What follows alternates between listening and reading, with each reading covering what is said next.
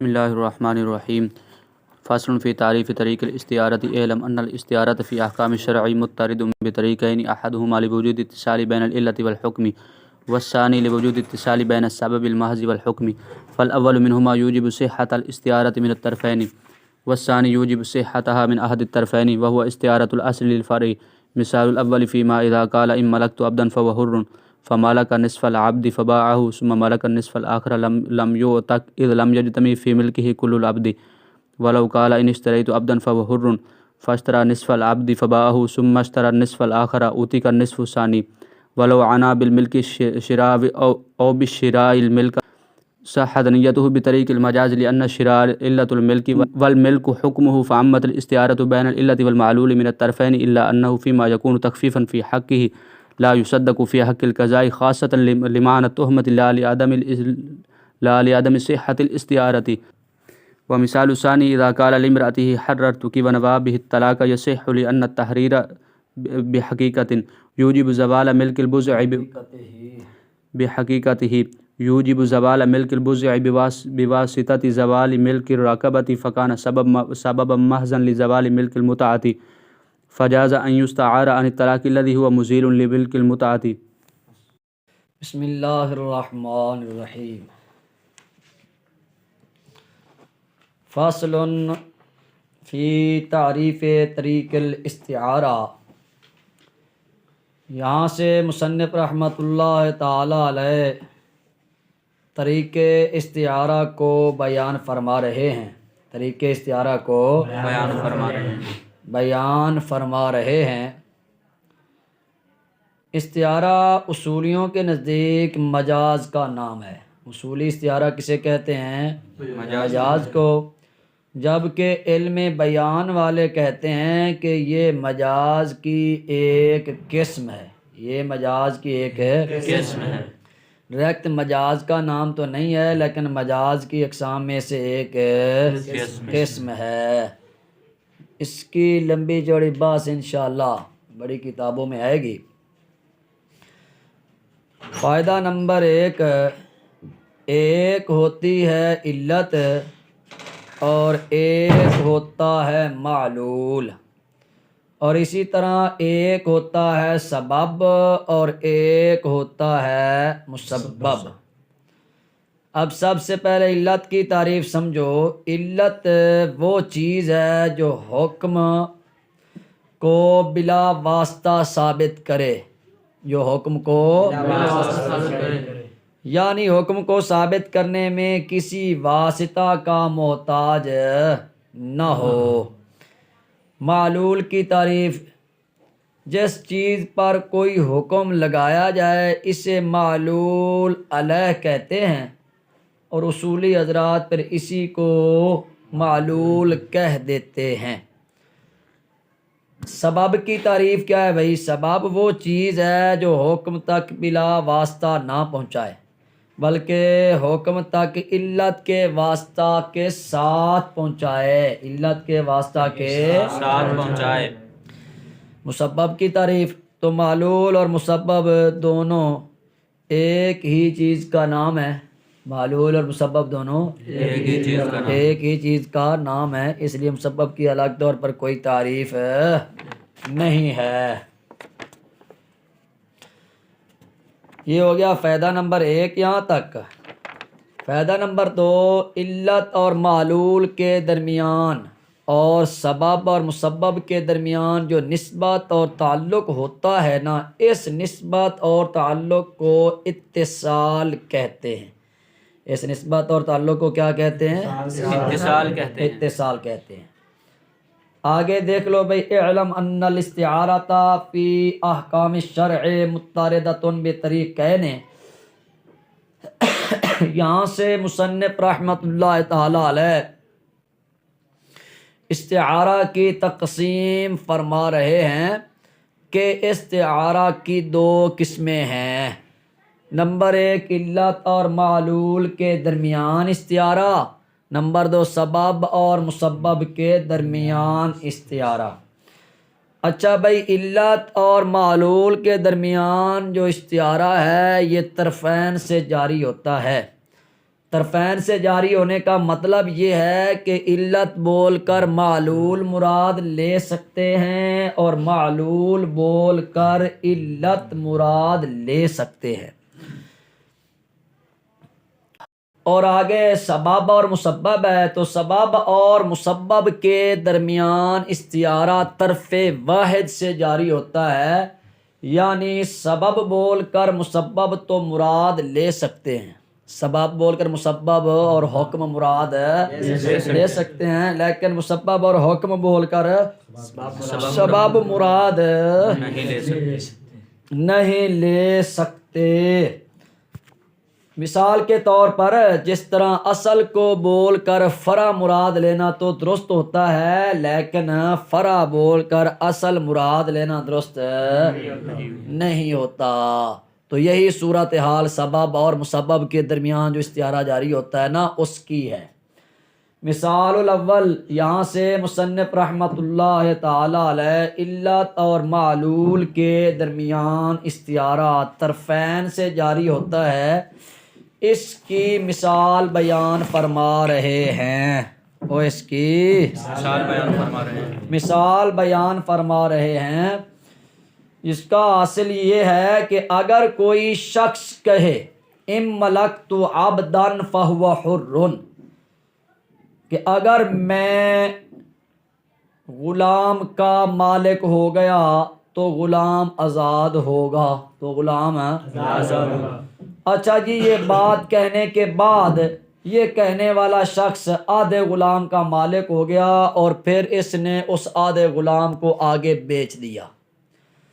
جب آدھے غلام کو آگے بیچ دیا تو پھر اس کے بعد یہ دوسرے آدھے غلام کا مالک ہو گیا، دوسرے آدھے غلام کا مالک ہو گیا، تو اب یہ جو دوسرا آدھا غلام ہے یہ آزاد نہیں ہوگا، دوسرا آدھا غلام جو ہے یہ آزاد نہیں ہوگا۔ کوئی یہ نہیں کہہ سکتا کہ جناب نے کہا تھا اگر میں غلام کا مالک ہو گیا تو غلام آزاد ہے، تو چونکہ آدھا تو نے پہلے خریدا، آدھے کا مالک ہو گیا تھا تو وہ تو نے آزاد کر دیا، تو اب دوسرے آدھے کا تو مالک ہو گیا ہے، تو لہذا ملک پورے غلام کی پائی گئی ہے، تو دوسرا آدھا غلام آزاد ہونا چاہیے۔ تو ایسا نہیں کہا جا سکتا، کیونکہ اس کا آدھا غلام تو تب آزاد ہوتا نا جب پورے کا پورا غلام اس کی ملک میں پایا جاتا، جبکہ پورا غلام اس کی ملک میں آیا ہی نہیں، پہلے آدھا غلام اس کی ملک میں آیا تھا، اس نے اس کو آگے بیچ دیا تو وہ ملک ختم ہوگی، باقی بعد میں اس نے دوسرے آدھے غلام کا کسی طریقہ سے بھی مالک ہو گیا ہے، کسی نے اسے ہبہ کر دیا یا اس نے خرید لیا یا جیسے کیسے بھی آدھے غلام کا مالک ہوا، تو اس کی ملک آدھے غلام میں ہوئی ہے، مکمل غلام میں ملک ہوئی ہی نہیں، اس لیے دوسرا آدھا غلام آزاد نہیں ہوگا۔ مسئلے کی سمجھ آ گئی؟ اور اگر کوئی شخص ان اشتریت عبدا فہو حر کہتا ہے کہ اگر میں نے غلام کو خرید لیا تو غلام آزاد ہوگا، تو وہ غلام آزاد ہوگا۔ پھر اس نے کیا کیا جی، آدھا غلام خرید لیا اور اس کو کیا کر دیا، آزاد کر دیا، آدھا غلام خرید لیا اور اس کو بیچ دیا۔ پھر اس نے دوسرا آدھا غلام خریدا، تو اب یہ جو دوسرا آدھا غلام ہے نا یہ آزاد ہو جائے گا، یہ آزاد ہو جائے گا۔ یہ آزاد اس لیے ہوگا کہ پورے غلام کا خریدنا ثابت ہو چکا ہے۔ پیچھے تو بات تھی نا ملک کی، یہاں ملک کی بات نہیں، یہاں بات ہے خریدنے کی، اور اگرچہ اس نے پہلا آدھا خریدا اور اس کو بیچا ہے تو دوسرا آدھا بھی اس نے خریدا ہے، تو کم از کم پورے غلام کا خریدنا تو ثابت ہو چکا ہے نا، بیچنا اس کی مرضی کی بات ہے لیکن خریدنا ثابت ہو چکا ہے، اس لیے دوسرا آدھا غلام آزاد ہو جائے گا۔ یہ مسئلہ بھی سمجھ آ گیا؟ اچھا بھائی، اب اگر وہ شخص ملک بول کر شراء مراد لے، یعنی ام ملکت عبدا فہو حر بول کر ام ملکت عبدا فہو حر مراد لے تو یہ درست ہے، اور ان اشتریت عبدا فہو حر بول کر ام ملکت عبدا فہو حر مراد لے تو یہ بھی درست ہے۔ اس کی وجہ یہ ہے کہ شراء یہ ہے علت، شراء یہ ملک کی علت ہے اور ملک معلول ہے، اور یہ ہمیں پڑھ چکے ہیں کہ علت اور معلول کے درمیان استعارہ طرفین سے جاری ہوتا ہے، یعنی علت بول کر معلول مراد لے سکتے ہیں، معلول بول کر علت مراد لے سکتے ہیں. تو پھر اسی طرح ان اشترے تو عبدن پاو حرن بول کر ایم ملک تو عبدن پاو حرن مراد لے سکتے ہیں، اور ایم ملک تو عبدن پاو حرن بول کر ان اشترے تو عبدن پاو حرن مراد لے سکتے ہیں. الا انہ فیما یکون تخفیفا، یہ عبارت ایک اعتراض کا جواب ہے. معترض اعتراض کرتا ہے جی آپ نے کہا علت اور معلول کے درمیان استعارہ طرفین سے جاری ہوتا ہے، تو پھر اگر کوئی شخص ان اشترے تو عبدن پاو حرن بول کر ام ملک تو عبدن پاو حرن مراد لے تو قضان اس کی تصدیق کی جانی چاہیے، قضان اس کی تصدیق کی جانی چاہیے، اور دوسرے آدھے غلام کا حکم، دوسرے آدھے غلام کی آزادی کا حکم نہیں کرنا چاہیے. حالانکہ قاضی اس آدمی کی تصدیق نہیں کرتا بلکہ دوسرے آدھے غلام کی آزادی کا حکم کر دیتا ہے. تو اس سے معلوم تو یہ ہوتا ہے کہ علت اور معلول کے درمیان استعارہ طرفین سے جاری نہیں ہوتا، طرفین سے جاری نہیں ہوتا. اگر طرفین سے جاری ہوتا تو پھر یہاں بھی علت بول کر معلول مراد دینا درست ہوتا. جواب یہ ہے کہ یہاں علت بول کر معلول کا مراد نہ لینا اور قاضی کی تصدیق نہ کرنا اور دوسرے آدھے غلام کی آزادی کا حکم کر دینا، یہ اس لیے نہیں ہے کہ استعارہ طرفین سے جاری نہیں ہوتا، بلکہ اس لیے ہے کہ اگر قاضی، اس لیے ہے کہ اس صورت میں قائل کا اپنا نفع ہے، جس نے یہ قسم اٹھائی یا قول کیا اس قائل کا اپنا نفع ہے، کیونکہ اس صورت میں اس کا دوسرا آدھا غلام آزاد نہیں ہوگا تو اس کا اپنا نفع ہے. اور جس صورت میں قائل کا اپنا نفع ہونا، اس صورت میں اگر فیصلہ قاضی کے پاس چلا جائے اور قاضی اس کی تصدیق کر دے تو قاضی پر تہمت لگنے کا خدشہ ہے. لوگ کہیں گے شاید قاضی نے رشوت لے کر اس کی تصدیق کی ہے اور اس کا آدھا غلام بچا لیا ہے اور غلام کا نقصان کر دیا ہے کہ وہ بیچارہ آزاد ہو رہا تھا. تو اس معنی تہمت کی وجہ سے، اس معنی تہمت کی وجہ سے قاضی اس کی تصدیق نہیں کرتا اور دوسرے آدھے غلام کی آزادی کا حکم کر دیتا ہے. لہذا آپ کا اعتراض وارد نہیں ہوتا. مثال الثانی، یہاں سے مصنف رحمۃ اللہ تعالی علیہ سبب اور مسبب کے درمیان استعارہ طرف واحد سے جاری ہوتا ہے. یعنی سبب بول کر مسبب مراد لے سکتے ہیں لیکن مسبب بول کر سبب مراد نہیں لے سکتے. مثال الثانی سے مصنف علیہ رحمہ اس کی مثال بیان فرما رہے ہیں، جس کا حاصل یہ ہے کہ اگر کوئی شخص اپنی بیوی کو کہے حررتو کہ میں نے تجھ کو آزاد کر دیا، اور اس کے ساتھ نیت کرتا ہے طلاق کی، تحریر کے ساتھ کس کی نیت کرتا ہے؟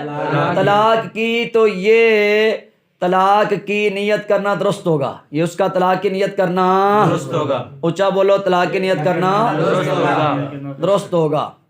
کیوں درست ہوگا بھائی؟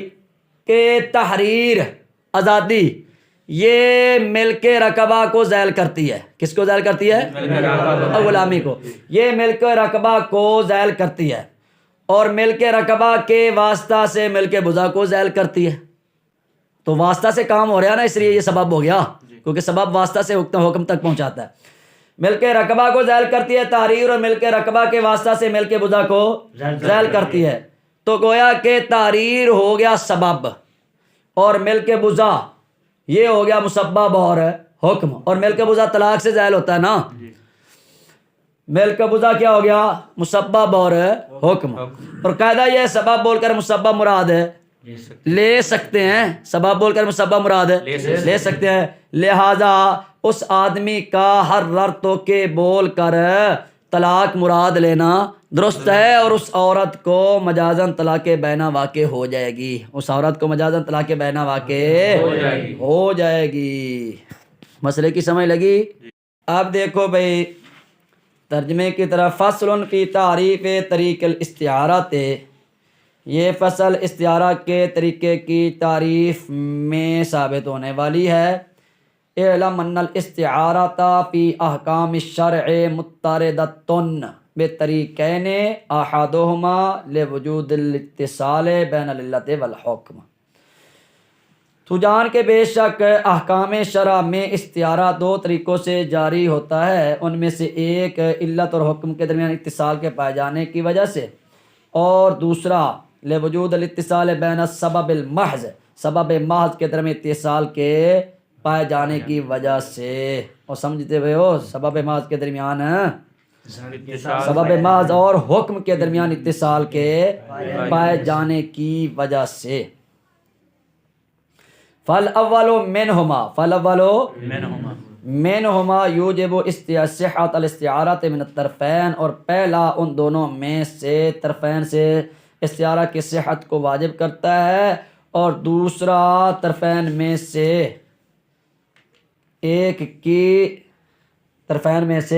ایک سے استعارہ کی صحت کو واجب کرتا ہے. وہ استعارۃ الاصل للفرع، اور وہ اصل کا فرع کے لیے استعارہ ہے. مثال الاول، پہلے کی مثال، علت معلول کے درمیان جو استعارہ جاری ہوتا ہے نا، پہلے کی مثال اس صورت میں موجود ہے کہ جب کوئی آدمی کہے ملکت عبدا فهو حر، اگر میں غلام کا مالک ہو گیا تو وہ آزاد ہے. بس قائل نصف غلام کا مالک ہو گیا، پھر اس کو بیچ دیا، پھر دوسرے نصف کا مالک ہو گیا، تو وہ غلام آزاد نہیں ہوگا، کیونکہ قائل کی ملک میں کل العبد مکمل غلام جمع نہیں ہوا، ایک وقت میں مکمل غلام جمع نہیں ہوا. اور اگر اس نے کہا ان اشتریت عبدا فهو حر، اگر میں نے غلام کو خرید لیا تو وہ آزاد ہے، پھر اس نے نصف غلام کو خریدا، پھر اس کو بیچ دیا، پھر دوسرا نصف خریدا تو دوسرا نصف آزاد ہو جائے گا. اور اگر وہ شخص ملک کے ساتھ شراک کو یا شراک کے ساتھ ملک کو مراد لے تو اس کی نیت بطریق مجاز صحیح ہوگی، کیونکہ بے شک شراء ملک کی علت ہے اور ملک اس کا حکم ہے. پس استعارہ علت اور معمول کے درمیان طرفین سے علت اور معمول کے درمیان عام ہو گیا. مگر بے شک قائل فی ما جس صورت میں یکون تخفیفاً فی حقہ ہی، مگر بے شک جس صورت میں قائل کے حق میں تخفیف ہو، بے شک جس صورت میں قائل کے حق میں تخفیف ہو، لا یصدق فی حق القضاء، تو خاص طور پر قضاء کے حق میں اس کی تصدیق نہیں کی جائے گی. لمعنی تہمت کے معنی کی وجہ سے، نہ کہ استعارہ کے صحیح نہ ہونے کی وجہ سے. وہ مثال الثانی، دوسرے کی مثال یہ ہے کہ جب کوئی شخص اپنی بیوی کو کہے حررتک کہ میں نے تجھ کو آزاد کر دیا، اور اس کے ساتھ طلاق کی نیت کرے تو وہ نیت صحیح ہوگی، کیونکہ بے شک تحریر اپنی حقیقت کے ساتھ ملک بضع کے زوال کو ملک رقبہ کے واسطہ سے واجب کرتی ہے، تو پس وہ سبب محض ہو گیا. پس تحریر ملک متع کو زائل کرنے کے لیے سبب محض ہو گیا. فجازہ، پس جائز ہے کہ لفظ حررتو کو اس طلاق سے مجاز بنایا جائے جو طلاق ملک متع کو زائل کرنے والی ہے.